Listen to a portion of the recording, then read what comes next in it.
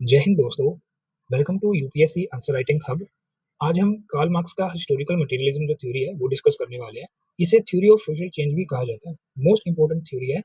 UPSC ने 2025 में mains में इसके ऊपर क्वेश्चन पूछ लिए है। आगे भी ये पूछा जा सकता है, काफी इंपॉर्टेंट है। और इसके ऊपर जो आंसर राइटिंग है वो हमने डिस्कस कर लिया था कि इसके जो आंसर्स हैं हमने कैसे लिखने हैं। हमने प्रीवियस ईयर्स जो आंसर है वो आपको लिख के दिखाया था। आज हम इसका जो थ्योरी पार्ट है वो डिस्कस करने वाले हैं। आगे भी हम जब भी थ्योरी डिस्कस करेंगे तो उससे पहले जो उसके जो समरी है, उसका जो शॉर्ट नोट्स है, वो हम इसी इन्फोग्राफ की फॉर्म में हम डिस्कस करेंगे। ठीक है, तो इसकी वजह से आपको ओवरऑल जो ओवरव्यू है उस थ्योरी का वो मिल जाएगा। इससे हमें ईजी हो जाएगा आंसर लिखना। ठीक है, और यही आपके शॉर्ट नोट्स रहने वाले हैं। तो जल्दी से डिस्कस करते हैं कार्ल मार्क्स की जो हिस्टोरिकल मटेरियलिज्म है, जिसे थ्योरी ऑफ सोशल चेंज कहा जाता है। तो सबसे पहले ये आप देखोगे इंटेलेक्चुअल लीनेज क्या है, कैसे इस टॉपिक की शुरुआत होती है। आप ये जो फ्लो चार्ट है आप इसे अपने आंसर में भी ड्रॉ कर सकते हो, काफी इंपॉर्टेंट है। तो जो हेगल है उन्होंने ये कंसेप्ट दिया था डायलेक्टिकल आइडियलिज्म। बेसिकली इसमें क्या होता है, इसमें एक जो थीसिस है वो बनता है, उसके बाद एक उसका एंटीथीसिस बनता है, उस एंटीथीसिस के बाद इन दोनों में एक सिंथेसिस आता है। और इस सिंथेसिस की वजह से जो सोसाइटी है उसमें सोशल चेंज आता है, जो सोसाइटी है वो प्रोसीड करती है। और आगे चल के ये जो सिंथेसिस है ये एक टाइम के बाद ये एक थीसिस रह जाता है। उसके बाद इसका एंटीथीसिस आता है और ऐसे जो सोसाइटी है वो प्रोसीड करता है। ठीक है, ऐसे जो हिस्ट्री है वो प्रोसीड करता है, ऐसा हेगल का मानना है। और ये जो डायलेक्टिकल सिचुएशन वो बता रहे हैं वो आइडियाज के ऊपर बता रहे हैं। ठीक है, लेकिन जो मार्क्स हैं वो इसी डायलेक्टिक जो प्रोसेस है इसे यूज करते हैं अपने मटेरियलिज्म कंडीशन में। और जो मटेरियलिज्म इन्होंने कंसेप्ट लिया था वो इंस्पायर थे फ्यूबार्क से। ठीक है, तो आप जब भी आंसर में लिखोगे, आंसर की शुरुआत करोगे, तो आप ये जो फ्लो चार्ट है ये आप अपने आंसर में ड्रॉ कर सकते हो। ठीक है, तो नेक्स्ट देखते हैं। अभी हमने देख लिया कि कैसे शुरुआत होती है डायलेक्टिकल जो हेगल का वो प्रोसेस और फ्यूबार्क का मटेरियलिज्म, इन दोनों को कंबाइन करके मार्क्स ने बताया कि कैसे सोसाइटी में सोशल चेंज आता है। आगे चल के ये जो सोशल चेंज है सोसाइटी में, वो हिस्ट्री में कैसे जो चेंज आ रहा है वो बताते हैं। यहाँ पे उन्होंने ये कुछ हमें स्टेजेस बताई हैं हिस्ट्री में कैसे चेंज आ रहा है, जैसे primitive communism, slave society, feudalism, capitalism, अभी जो चल रहा है, अभी जो कैपिटलिज्म चल रहा है, आगे चल के सोशलिज्म और जो कम्युनिज्म है, ये भी जो स्टेजेस है उन्होंने प्रोडिक्ट किए हैं। ठीक है, तो ये हम आगे देखेंगे। ये उन्होंने हिस्ट्री कैसे इवॉल्व होता है, सोशल चेंज हिस्ट्री में कैसे आता है वो बताया है। ये चेंज क्यों आ रहा है, इकोनॉमिक्स की वजह से, मटेरियल कंडीशंस की वजह से। ठीक है, नेक्स्ट देखते हैं। अभी जो हमारा सेकंड बॉक्स है, जो कोर आइडिया है जो हम अभी डिस्कस कर रहे हैं, उन्होंने कहा कि society changes due to changes in material और इकोनॉमिक कंडीशंस। ठीक है, तो ये इस थ्योरी का कोर पार्ट है। ठीक है, ये इंपॉर्टेंट लाइन है, ये आपके आंसर में रिफ्लेक्ट होना ही चाहिए।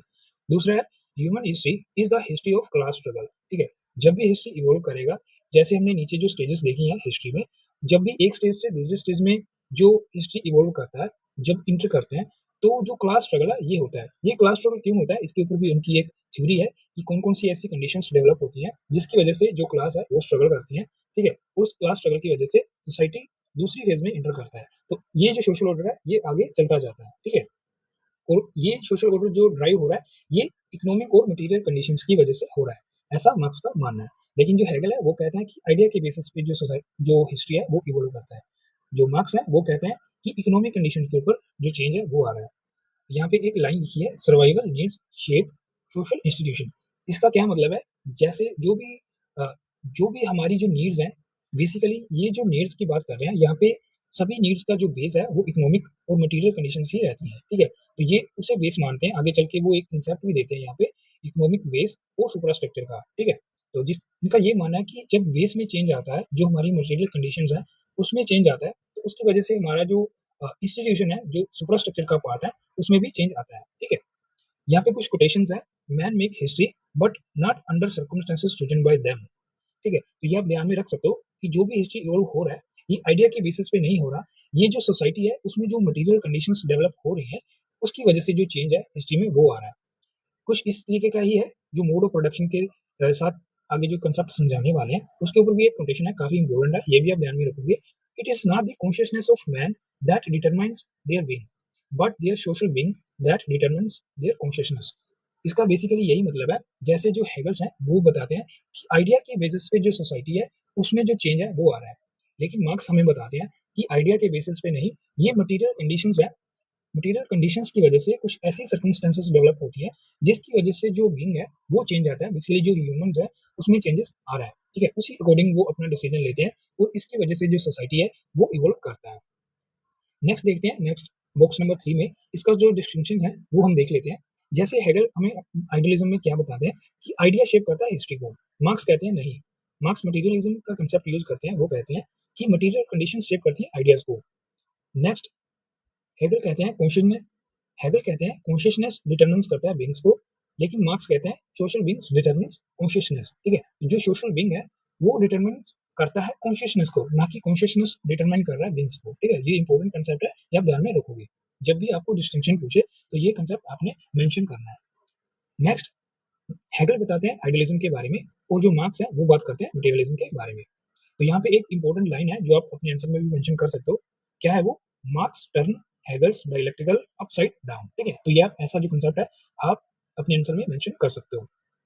नेक्स्ट अभी हमने जो डायलेक्टिकल मटेरियलिज्म जो हमने देखा, जो हेगल्स है वो यूज करते हैं आइडियाज में, जिसमें थीसिस बनता है, उसके बाद उसका एक एंटीथीसिस बनता है, और इन दोनों का कंबाइन होकर एक सिंथेसिस बनता है, और इसी सिंथेसिस की वजह से जो नया सोशल ऑर्डर है वो आता है, और आगे चल के ये जो सिंथेसिस है ये अगेन थीसिस में कन्वर्ट होता है, और इसका एक और एंटीथीसिस बनता है, फिर एक नया सिंथेसिस बनता है, और ऐसे जो चेंज है सोसाइटी में वो आता रहता है, और जो हिस्ट्री है वो प्रोसीड करता है। ठीक है, तो बेसिकली जो मार्क्स यहाँ पे हमें बता रहे हैं वो बता रहे हैं ये जो चेंज आ रहा है, ये जो सोशल चेंज आ रहा है, ये इकोनॉमिक और मटेरियल कंडीशंस की वजह से आ रहा है, और जो हेगल है वो कहते थे कि आइडिया के बेसिस पे ये जो चेंज है वो आ रहा है। ठीक है, तो ये आप ध्यान में रखोगे। यहाँ पे लिखा है social change occur through contradiction in material life not ideas. ठीक है, तो ये मार्क्स का मानना है। नेक्स्ट इसी चीज को प्रूव करने के लिए कि ये जो चेंज आ रहा है, ये जो सोशल चेंज आ रहा है आइडिया की वजह से नहीं आ रहा, इकोनॉमिक की वजह से आ रहा है, तो यहाँ पे वो कंसेप्ट देते हैं मोड ऑफ प्रोडक्शन का। ठीक है, तो इकोनॉमिक्स के साथ उन्होंने लिंक किया था, तो पहला जो कंसेप्ट है मोड ऑफ प्रोडक्शन, इसके ऊपर आगे उन्होंने एक थ्योरी भी दी है जो हम आगे डिटेल में भी करेंगे, लेकिन यहाँ पे हमें समझना होगा कैसे वो हिस्ट्री जो है इवोल्व करता है। यहाँ पे हिस्टोरिकल मटेरियलिज्म में जो कंसेप्ट है हमें वो समझना पड़ेगा। ठीक है, सबसे पहले उन्होंने बताया कि मोड ऑफ प्रोडक्शन में दो चीजें होती हैं, पहला है फोर्स ऑफ प्रोडक्शन और दूसरा है रिलेशन ऑफ प्रोडक्शन। अब ये फोर्स ऑफ प्रोडक्शन क्या है, इसमें बेसिकली जो भी प्रोडक्शन हो रहा है उसके लिए कौन कौन सी ऐसी फोर्सेस हैं जो नीडेड है, उसके बारे में उन्होंने बताया। यहाँ पे हमने कुछ लिस्ट आउट की है जो उन्होंने बताया, जैसे land, labour, tools and technology, skills, raw materials and scientific knowledge. और जो रिलेशन ऑफ प्रोडक्शन है उसमें क्या आ जाता है, इसमें बेसिकली जो भी प्रोडक्शन हो रहा है उसमें कुछ ऐसी क्लासेस होती हैं जिसके बीच में रिलेशन होता है, जैसे ओनर्स रिलेशनशिप हो गया, प्रॉपर्टी रिलेशन हो गया, एम्प्लॉयर एम्प्लॉई जो रिलेशन है वो हो गया, क्लास रिलेशन हो गया, और इन दोनों का जो कंबाइन है इसकी वजह से जो मोड ऑफ प्रोडक्शन है उसकी वो बात कर रहे हैं। और इसी मोड ऑफ प्रोडक्शन में जब चेंजेस आता है तो इसकी वजह से ही जो सोसाइटी है, जो सुपरा स्ट्रक्चर है उसमें चेंज आने वाला है। तो यहाँ पे लिखा है चेंज इन एफओपी, यानी फोर्स ऑफ प्रोडक्शन में जब चेंज आएगा, कॉन्ट्राडिक्शन विद एग्जिस्टिंग आरओपी। तो ये जो रिलेशन ऑफ प्रोडक्शन है वर्कर और ओनर के बीच में, हैव्स और हैव नॉट के बीच में, तो इस कॉन्ट्राडिक्शन की वजह से, जिसे वो क्लास स्ट्रगल भी बोलते हैं, इस कॉन्ट्राडिक्शन की वजह से जो इकोनॉमिक बेस है, यहाँ पे इकोनॉमिक बेस है जिसमें मोड ऑफ प्रोडक्शन है, इसमें जो फोर्स ऑफ प्रोडक्शन में जब कॉन्ट्राडिक्शन होता है दो क्लासेस के बीच में, रिलेशन ऑफ प्रोडक्शन के बीच में, तो यहाँ से जो सोसाइटी है दूसरे फेज में इंटर करता है। दूसरे फेज में इंटर करने का मतलब ये है कि जो सुपर स्ट्रक्चर है उसमें चेंज आने वाला है। सुपर स्ट्रक्चर में क्या आता है, स्टेट आता है, लॉ आता है, रिलीजन आता है, एजुकेशन, फैमिली, कल्चर, आइडियोलॉजी। ठीक है, तो ये सारी चीजें जो है इनमें भी चेंजेस देखा जाता है जब मोड ऑफ प्रोडक्शन में चेंज आता है। ये सब मार्क्स का मानना है। उन्होंने कंसेप्ट क्या यूज किया, मोड ऑफ प्रोडक्शन का। मोड ऑफ प्रोडक्शन में उन्होंने दो बातें की, force of production, relation of production. उन्होंने कहा जब भी फोर्स ऑफ प्रोडक्शन में कॉन्ट्राडिक्शन आएगा, ये हम देखेंगे कि कैसे कॉन्ट्राडिक्शन आता है, क्यों आता है। ठीक है, ये कंडीशन डेवलप होती है हर एक स्टेज में, जिसके ऊपर जो मोड ऑफ प्रोडक्शन में देखेंगे। ठीक है, और इसमें जब कॉन्ट्राडिक्शन आएगा, क्लास स्ट्रगल होगा, तो इसमें जब इकोनॉमिक जो बेसिस है उसमें जब चेंज आएगा, तो ऑटोमेटिकली जो सुप्रास्ट्रक्चर है वो भी चेंज होने वाला है, जिसमें state, law, religion, education, family, culture और आइडियोलॉजी, ये सब चीजें आती हैं। नेक्स्ट 7 नंबर ब्लॉक में देखते हैं क्लास स्ट्रगल के बारे में। History advances through conflict between opposing classes. Marks जो है हमें कंसेप्ट बताते हैं, जो भी अलग अलग स्टेजेस आने वाली हैं जो हम यहाँ पे देखने वाले हैं, प्रिमिटिव, जो स्लेव, फ्यूडलिज्म, आगे कैपिटलिज्म, ये जो स्टेजेस हैं इनमें क्लासेस होती हैं। ठीक है, जैसे प्रिमिटिव और जो कम्युनिज्म है, यहाँ पे जो क्लासेस है ये डिल्यूट हो जाती है, यहाँ पे क्लासेस नहीं मिलती, लेकिन जो स्लेव, फ्यूडलिज्म और कैपिटलिज्म, यहाँ पे अलग अलग क्लासेस होती हैं। इनके बीच में जब जो स्ट्रगल होता है, इनके बीच में क्लास स्ट्रगल होता है, तो इसकी वजह से जो हिस्ट्री है वो प्रोसीड करता है, नेक्स्ट जो स्टेज है उसमें इंटर होता है। तो यहाँ पे हमें मार्क्स क्या बताते हैं कि history advances through conflict between opposing classes. तो ये अपोजिंग क्लासेस कौन है, बेसिकली हैव्स और हैव नॉट के बीच में ये हमें जो बताने वाले हैं। यहाँ पे हमें बताते हैं डोमिनेंट क्लासेस कौन कौन सी है, मास्टर, लॉर्ड और बोर्जुआज। यहाँ पे अपोजिट क्लासेस कौन कौन सी है, जो ओप्रेस्ड होती हैं। ठीक है, यहाँ पे स्लेव आते हैं, सर्व आते हैं और प्रोलिटरेट, ठीक है, तो ये आप ध्यान में रखोगे। नेक्स्ट जो क्लास स्ट्रगल है, इसकी वजह से रिवॉल्यूशन आता है और इसी रिवॉल्यूशन की वजह से जो सोसाइटी है, नई जो सोसाइटी है वो बनती है। बेसिकली जो सोशल ऑर्डर है और जो सोशल चेंज है सोसाइटी में वो आता है, ठीक है। अब यहाँ पे हम अलग-अलग जो स्टेजेस हैं वो देख लेते हैं क्विक। आगे हम इसी चीज़ को डिटेल में देखेंगे मोड ऑफ प्रोडक्शन जो उनकी थ्योरी है उसमें, ठीक है। तो वहाँ पे हम इसी स्टेज में एक स्टेज से दूसरी स्टेज में सोसाइटी क्यों एंटर कर रहा है, कौन-सी ऐसी कंडीशंस डेवलप हो रही है और इसका जो क्रिटिसिज्म अलग-अलग जो थिंकर्स हैं उन्होंने किया है, वो भी हम आगे देखेंगे, ठीक है। और इसके ऊपर भी यूपीएससी आगे आपको क्वेश्चन पूछने वाला है 2026 में। पहला है प्रिमिटिव कम्युनिज्म। यहाँ पे कोई भी प्राइवेट प्रॉपर्टी नहीं है, इक्वालिटी है, हंटिंग एंड गैदरिंग ये होता है, नो सोशल क्लासेस। यहाँ पे अभी तक कोई भी क्लासेस जो है वो डेवलप नहीं हुई है, ठीक है। नेक्स्ट है स्लेव सोसाइटी। यहाँ पे क्या है, प्राइवेट प्रॉपर्टी इमर्ज होने वाली है, स्लेव और जो मास्टर है उनकी रिलेशन डेवलप होने वाली है, ठीक है। और एक्सप्लॉइटेशन वीगन्स, और यहाँ पे जो चीजें हैं वो जो खराब है वो होनी शुरू होती है। उसके बाद में नेक्स्ट स्टेज आती है फ्यूडलिज्म। यहाँ से यहाँ क्यों चेंज आ रहा है ये हम आगे मोड ऑफ प्रोडक्शन में देखेंगे, ठीक है। बेसिकली क्लास स्ट्रगल होगा, क्लास का जो रिवोल्यूशन है वो होने वाला है, माइनॉरिटी रिवोल्यूशन हम उसे कह सकते हैं। उसकी वजह से जो नेक्स्ट सोसाइटी में ये इंटर करता है। फ्यूडलिज्म में क्या है, land is main resource, lords own lands, serfs work on land, agriculture economy, ठीक है। तो ये फ्यूडलिज्म के कैरेक्टरिस्टिक्स हैं। नेक्स्ट जो कैपिटलिज्म है काफी इंपॉर्टेंट है, means of production owned by bourgeois, wage labourers यहाँ पे जो है काम करते हैं, प्रॉफिट मोटिव हो जाता है यहाँ पे, और जो इंडस्ट्रियल प्रोडक्शन है कैपिटलिज्म में वो होता है। नेक्स्ट उन्होंने जो स्टेजेस प्रेडिक्ट किए हैं उनमें एक ट्रांजिशनल स्टेज आती है सोशलिज्म। इसमें क्या होता है, डिक्टेटरशिप ऑफ द प्रोलेटरिएट।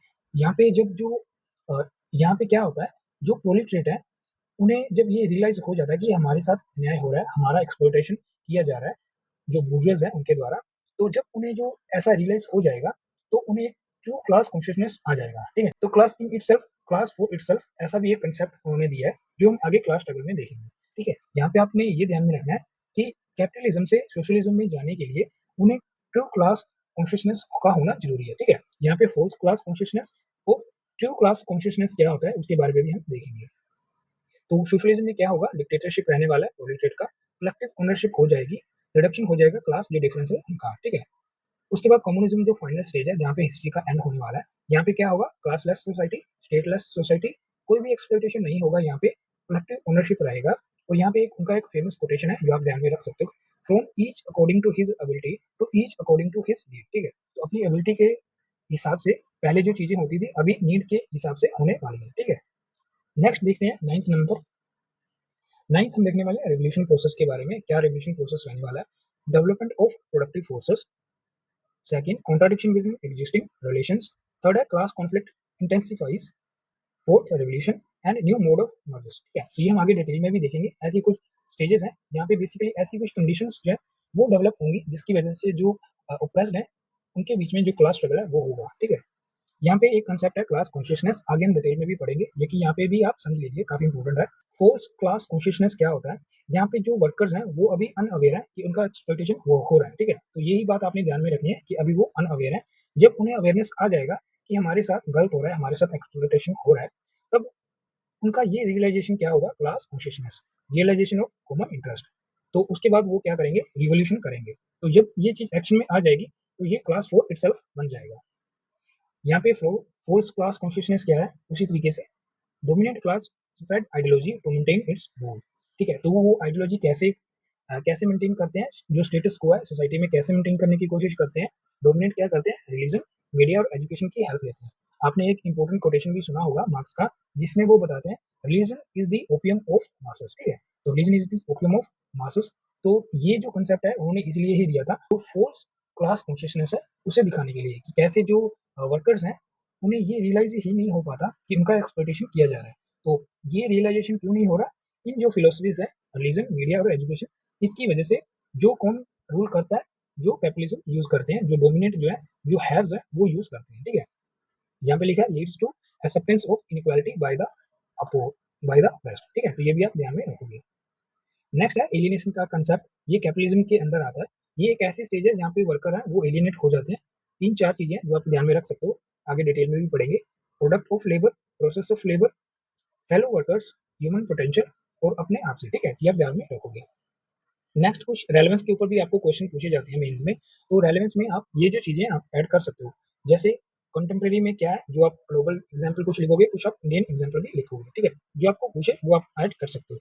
जैसे ग्लोबल कैपिटलिज्म में आप ऐड कर सकते हो, अमेजोन की एग्जाम्पल दे सकते हो, गिग इकोनॉमी की एग्जाम्पल दे सकते हो, जो अभी जोमेटो, उबर, ओला ये सब चल रहा है। तो ये यहाँ पे क्या हो रहा है, यहाँ पे भी वर्कर का एक तरीके से एक्सप्लॉयटेशन हो रहा है, क्योंकि उन्हें प्रॉपर जो है इकोनॉमिक जो बेनिफिट्स हैं, जो पर्क्स हैं, जो जो उनकी सिक्योरिटी है, उनका ध्यान नहीं रखा जा रहा। तो ऐसी जो बातें आप कर सकते हो, ठीक है, जो इसका हिस्टोरिकल मटेरियलिज्म का जो रेलेवेंस है वो आप दिखा सकते हो। वेल्थ इनइक्वालिटी रिपोर्ट के साथ आप मेंशन कर सकते हो, लेबर एक्सप्लॉयटेशन, इकोनॉमिक क्राइसिस, और जो क्लाइमेट चेंज जो आ रहा है, क्लाइमेट चेंज का जो नेगेटिव इम्पैक्ट है, उसके साथ भी आप लिंक करके लिख सकते हो। कैसे लिखेंगे ये हम आंसर में आगे देखेंगे डिटेल में। इंडियन इंडियन कॉन्टेक्स्ट में एग्जाम्पल क्या है, जो हमारा कॉलोनियल जो एक्सप्लोटेशन हुआ है उसकी एग्जाम्पल लिख सकते हैं। कास्ट एंड इकोनॉमिक्स के बारे में, फार्मर मूवमेंट्स, यहाँ पे आप कोई भी फार्मर मूवमेंट्स की एग्जाम्पल लिख सकते हो। Informal labour, globalisation and COVID inequalities. Next काफी इंपॉर्टेंट है, क्रिटिसिज्म के बारे में भी पूछा जाता है। अगर ना भी पूछा गया तो हम क्या करते हैं, एक लाइन में समराइज कर देते हैं क्या क्रिटिसिज्म रहा है इस थ्योरी का। तो यहाँ पे कार्ल जो पोपर है वो क्या कहते हैं, economic determinism ignore role of idea. वो कहते हैं कि ये जो कंसेप्ट है ये इकोनॉमिक के बेस है, उन्होंने जो आइडियाज है उन्हें इग्नोर किया है।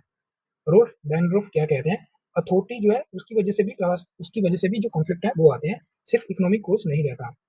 मार्क्स वेबर क्या कहते हैं, ideas and values also shape society. यहाँ पे वो मीनिंग एंड मोटिव्स की बात करते हैं, जो हम आगे थ्योरी में पढ़ेंगे। वो कहते हैं कि ऐसा नहीं है कि सिर्फ इकोनॉमिक्स की वजह से ऐसा हो रहा है, ये इंडिविजुअल के मीनिंग एंड मोटिव्स, बेसिकली उनकी जो वैल्यूज हैं, उनके जो आइडियाज हैं, उसकी वजह से सोसाइटी में चेंज जो है वो होता है। उसकी वजह से जो सोसाइटी है उसमें जो सोशल चेंज है वो आता है। आगे है Antonio Gramsci, culture and ideology have independent influence. तो यहाँ पे उनका जो इंडिपेंडेंट इन्फ्लुएंस है उसके बारे में बात करते हैं। Louis Althusser, superstructure has relative autonomy. तो ये कहते हैं कि जो सुपरास्ट्रक्चर जो मार्क्स कहते हैं कि उसमें चेंज क्यों आ रहा है, इकोनॉमिक कंडीशन की वजह से। ये जो एल्थूजर है ये कहते हैं कि सुपरास्ट्रक्चर अपने आप में उसमें ऑटोनॉमी है, उसकी वजह से इकोनॉमिक जो मटेरियल कंडीशन है उसमें भी चेंज आता है, ठीक है, तो ऐसा नहीं है, ये वाइस वर्सा है। तो ये है कंप्लीट थ्योरी। यहाँ पे हमने एक बुक है, आप इसे मेंशन कर सकते हो अपने आंसर में, a contribution to the critique of critical economy 1859। तो ये सारे जो कंसेप्ट है हिस्टोरिकल मटेरियलिज्म, यहाँ पे उसकी बातें की गई है। तो हमने क्या सीखा, हमने, आप यहाँ पे 30 सेकंड रिवीजन देख सकते हो किस तरीके से आपका जो फ्लो है आंसर में वो रहना चाहिए। मटेरियल कंडीशंस, ये बेसिक जो कोज है सोसाइटी में, सोशल ऑर्डर जो सोशल चेंज आ रहा है उसका। मोड ऑफ प्रोडक्शन जिसमें FOP, ROP, force of production और रिलेशन ऑफ प्रोडक्शन ये रहता है। इकोनॉमिक बेस जो होता है, इसकी वजह से जब जो चेंज आता है इकोनॉमिक बेस में, तो जो सुपरस्ट्रक्चर है जिसमें हम स्टेट अथॉरिटी, एजुकेशन ये सब चीजें देखते हैं, तो उसमें चेंज आता है, ठीक है। और इसके बाद क्या होता है, जब क्लास जो स्ट्रगल है, जब उनमें कॉन्ट्राडिक्शन आता है मोड ऑफ प्रोडक्शन में, तो क्लास स्ट्रगल जब होगा, तो जब इसके बाद जब रिवोल्यूशन होगा, उसके बाद एक नया जो मोड ऑफ प्रोडक्शन है वो डेवलप होगा। बेसिकली नया जो सोशल चेंज है, नया जो सोशल ऑर्डर है सोसाइटी में वो आता है। तो इस तरीके से जो सोसाइटी है, जो हिस्ट्री है वो प्रोसीड करता है, ऐसा मार्क्स का मानना है, ठीक है। तो ये है complete theory of historical materialism of Karl Marx. तो ये काफी इंपॉर्टेंट कंसेप्ट था जो हमने सीखा। नेक्स्ट आगे हम मोड ऑफ प्रोडक्शन करेंगे। यहाँ पे हमने एक नीचे एक इंपॉर्टेंट लाइन है जो कोर है इस थ्योरी का, वो अपने ध्यान में रखना है। वो क्या है, material condition drives history, ideas explain it, ठीक है। तो जो ये आप कंक्लूजन में भी लिख सकते हो, ठीक है, कि जो मटेरियल कंडीशंस हैं वो हिस्ट्री को ड्राइव करती हैं, ऐसा मार्क्स का मानना है, लेकिन जो आइडिया है वो इसे एक्सप्लेन करते हैं, ठीक है। तो ये था कंप्लीट थ्योरी। कैसा लगा कमेंट में जरूर बताइएगा, लाइक करिएगा, कमेंट करिएगा। आगे हम इसी के ऊपर जो आंसर राइटिंग है वो हम करने वाले हैं। नेक्स्ट हम थ्योरी देखेंगे मोड ऑफ प्रोडक्शन।